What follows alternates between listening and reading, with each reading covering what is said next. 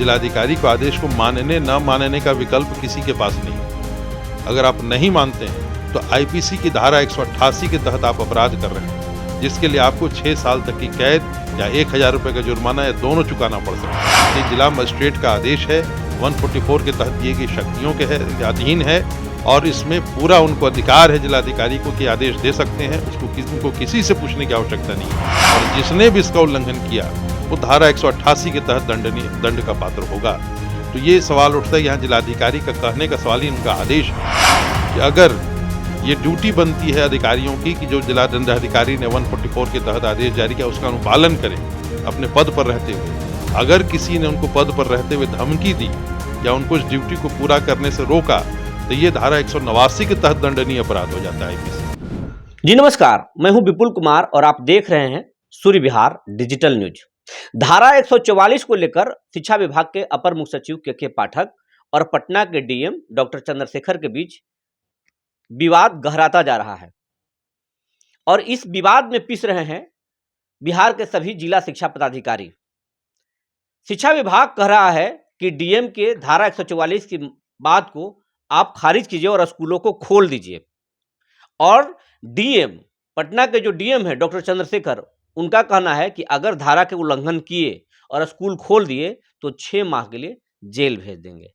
और इस कानूनी पहलुओं को समझने के लिए हम औरंगाबाद के प्रख्यात अधिवक्ता परमेंद्र मिश्रा जी से समझेंगे कि धारा 144 कहता क्या है, कानूनी प्रावधान क्या है।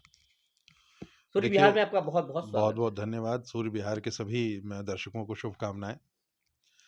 जहां तक धारा 144 का सवाल है, ये बहुत क्लियर बात है कि किसी भी क्षेत्र में लोगों के स्वास्थ्य, उनके जीवन या उनकी सुरक्षा की पहली जिम्मेदारी भारतीय दंड प्रक्रिया संहिता की धारा 144 के तहत जिला दंडाधिकारी या अनुमंडल दंडाधिकारी अथवा विशेष रूप से अधिकृत किसी कार्यपालक दंडाधिकारी को सौंपी गई है, एग्जीक्यूटिव मजिस्ट्रेट को दी गई है। इसमें और कोई रिस्पॉन्सिबल नहीं है, कोई सचिव हो, महासचिव हो, उप सचिव हो, नहीं। ये पूरी जिम्मेदारी जिलाधिकारी की 144 धारा के तहत आती है और उनको पूरा का पूरा अधिकार है कि वो ये इस सेक्शन के तहत निषेधाज्ञा जारी करके ऐसी किसी भी गतिविधि को रोकें या किसी अधिकारी को ऐसा करने का आदेश दें कि जिससे मानव जीवन की रक्षा हो सके, मानव के स्वास्थ्य की रक्षा हो सके या उनके इलाके के रहने वाले लोगों की रक्षा हो सके, शांति मेंटेन हो। काफ़ी बड़ा इसका स्कोप है धारा 144 का। इसमें जिलाधिकारी के अधिकारों पर कोई हस्तक्षेप नहीं कर सकता है, कोई सचिव स्तर का अधिकारी हस्तक्षेप नहीं कर सकता है। बिल्कुल जिलाधिकारी का अपना अधिकार है और उनको बस संतुष्ट होना चाहिए कि हाँ, इस आदेश की आवश्यकता है। वर्तमान मामले में अगर जिलाधिकारी को लगता है कि शीतलहर की वजह से बच्चों के स्वास्थ्य पर, मानव के स्वास्थ्य पर असर पड़ सकता है, तो उनको पूरा अधिकार है कि धारा 144 के तहत निषेधाज्ञा लागू कर दें। और इस तरह से जो पटना के जिलाधिकारी हैं, उनका आदेश कहीं से भी गलत नहीं है, उसमें हस्तक्षेप करने का अधिकार किसी को नहीं है। शिक्षा विभाग के जो अधिकारी हैं वो तो कह रहे हैं कि अपने जिला शिक्षा पदाधिकारी को कह रहे हैं कि पटना डीएम का जो आदेश है उसको आप मत मानिए, क्योंकि स्कूल को बंद करने से पहले शिक्षा विभाग से अनुमति लेने की बात कही गई थी। अगर वो अनुमति नहीं लिए हैं, मार्गदर्शन अगर नहीं लिए हैं, तो आप उस आदेश को मत मानिए, धारा 144 को मत मानिए। तो ऐसे स्थिति में जिला शिक्षा पदाधिकारी किसकी बात माने? अपने विभाग के सीनियर अधिकारियों की बात माने, अपर मुख्य सचिव की बात माने, सचिव की बात माने, या फिर डीएम की बात माने? बॉस कौन है? देखिए, जहाँ तक कि पब्लिक हेल्थ की बात है, जहाँ तक मानव जीवन की रक्षा की बात है, जिलाधिकारी को जो 144 सेक्शन में शक्तियाँ दी गई हैं, उसमें कोई नियंत्रण नहीं है और उसको किसी से पूछने की, किसी विभाग से पूछने की आवश्यकता नहीं है। और जो भी यहाँ पर एक बात ये भी है कि जिलाधिकारी को आदेश को मानने न मानने का विकल्प किसी के पास नहीं है। अगर आप नहीं मानते हैं तो आईपीसी की धारा 188 के तहत आप अपराध कर रहे हैं, जिसके लिए आपको 6 साल तक की कैद या 1000 रुपए का जुर्माना या दोनों चुकाना पड़ सकता है। तो ये जिला मजिस्ट्रेट का आदेश है, 144 के तहत दिए गई शक्तियों के अधीन है और इसमें पूरा उनको अधिकार है जिलाधिकारी को कि आदेश दे सकते हैं। उनको किसी से पूछने की आवश्यकता नहीं है और जिसने भी इसका उल्लंघन किया वो धारा 188 के तहत दंड का पात्र होगा। तो ये सवाल उठता है, यहाँ जिलाधिकारी का कहने का सवाल ही उनका आदेश है ये। और दूसरी बात कि अगर ये ड्यूटी बनती है अधिकारियों की कि जो जिला दंडाधिकारी ने 144 के तहत आदेश जारी किया उसका अनुपालन करें अपने पद पर रहते हुए। अगर किसी ने उनको पद पर रहते हुए धमकी दी या उनको इस ड्यूटी को पूरा करने से रोका, तो ये धारा 189 के तहत दंडनीय अपराध हो जाता है आईपीसी की। इसलिए यहाँ पे एक बात स्पष्ट है कि जो 144 धारा है उसमें डीएम को एब्सोल्यूट पावर है, उसके अधीन उन्होंने अगर जेन्युइन आदेश दिया है, तो उस आदेश का अनुपालन करना उनके आदेश जिसको भी उन्होंने आदेश एड्रेस किया है, उसकी ड्यूटी है, वरना 188 के तहत अपराध हो जाएगा। दूसरी बात कि जहाँ तक डिस्ट्रिक्ट लेवल की बात है, सभी विभागों का कॉमनली डीएम उनके कंट्रोलिंग अफसर होते हैं। बाकी विभाग अपने ऊपर होता है, लेकिन डिस्ट्रिक्ट लेवल पे डीएम उनके नॉर्मल कंट्रोलिंग अफसर होते ही हैं सभी विभागों के, चाहे वो तकनीकी विभाग हों, शिक्षा विभाग हों, स्वास्थ्य विभाग हों। इसी अधिकार के तहत डीएम रिव्यू करते हैं उनके कामों का भी, उनके ऊपर अनुशासनात्मक कार्रवाई भी डीएम कर सकते हैं। उनको अवकाश देना, उनके वेतन की निकासी, उनके वेतन पर रोक सब डीएम कर सकते हैं। डीएम जिला कोषागार पदाधिकारी भी होते हैं। तो इस लिहाज से मुझे लगता है कि ये उनको चुनना है शिक्षा पदाधिकारियों को या प्रधानाचार्यों को किसकी बात माने, या बात मानने का सवाल 144 में नहीं है, ये आदेश है और आदेश का उल्लंघन 188 आईपीसी के तहत अपराध है।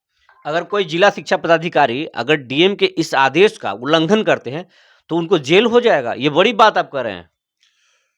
ये क्राइम है 188 के तहत।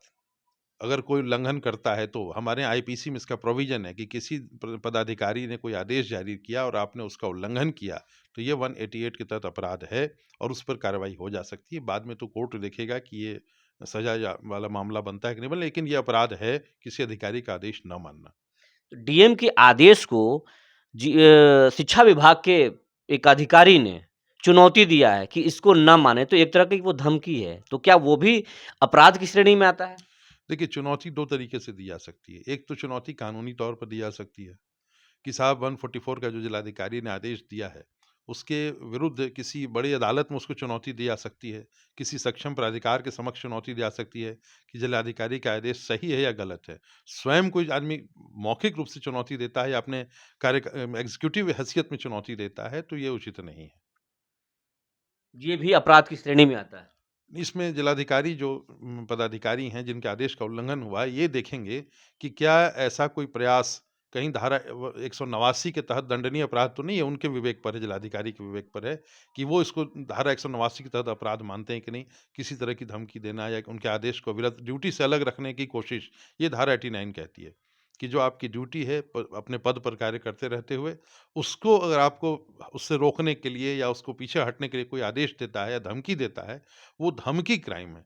अब उसमें 189 के तहत ये दबाव आ रहा है कि नहीं आ रहा है, ये निर्णय जिलाधिकारी या सक्षम अदालत ले सकती है। ये जो द्वंद्व जारी है शिक्षा विभाग के एक बड़े अधिकारी और डीएम के बीच में, अब इससे पूरे बिहार के जिला शिक्षा पदाधिकारी हैं वो डर में हैं, दहशत में हैं। तो ये कानूनी तौर पर नहीं, एक व्यवहारिक तौर पर आपसे हम सवाल करना चाहते हैं और सभी जिला शिक्षा पदाधिकारी आपको सुन भी रहे होंगे कि वो करें क्या? ऐसे स्थिति में क्या करें? अपनी बॉस की बात मानें, अगर बॉस की बात नहीं मानते हैं, तो सस्पेंड कर देंगे। अगर डीएम की बात नहीं मानेंगे, तो डीएम नाप देंगे। वो करें क्या? कानूनी तौर पर वो कैसे बच सकते हैं? इन दोनों के बीच की विवाद में कैसे नहीं फँस सकते हैं? वो आपसे जानना लोग चाहेंगे। देखिए, मैं बिल्कुल क्लियर कहता हूँ कि इसमें विवाद होना नहीं चाहिए था। शीतलहर है, लोगों के जान पे संकट आ सकता है, बच्चों के संकट आ सकता है, तो जिलाधिकारी हमेशा से ऐसे आदेश पारित करते रहे हैं कि जिसमें स्कूलों को निश्चित समय के लिए बंद किया जाता है। कोई पहली बार तो ऐसा बिहार में आदेश पारित किया नहीं जा रहा। अब इसको ईगो पे सवाल ले लिया जाए कि नहीं स्कूल खोला ही जाए। तो इस तरह से 2 विभागों के बीच में खींचतान चल रही, तो निस्संदेह शिक्षा पदाधिकारियों के ऊपर एक दबाव तो है। अगर वो जिलाधिकारी का आदेश नहीं मानते हैं तो वो 188 के तहत प्रोसीडिंग के पात्र हो जाएँगे। अगर अपने विभागीय अधिकारी की बात नहीं मानते तो उन पर विभागीय प्रोसीडिंग चल सकती है। ऐसे में राज्य सरकार को देखना चाहिए कि उसको इस बारे में उचित आदेश निकालने चाहिए, स्थिति स्पष्ट करनी चाहिए। अगर इतनी बड़ी संख्या में कनीय पदाधिकारी असमंजस में हैं, तो ये राज्य सरकार के लिए भी अच्छा नहीं है। इस स्थिति को जितनी जल्दी दूर होना चाहिए, राज्य सरकार को इसमें हस्तक्षेप करके और उचित रास्ता निकालना चाहिए। यहाँ स्पष्ट है कि कानूनी प्रक्रिया के तहत जिलाधिकारी ने आदेश निकाले 144 में, उसमें कोई गलती नहीं है। इसलिए मुझे लगता है कि इस बारे में सरकार को हस्तक्षेप करना चाहिए।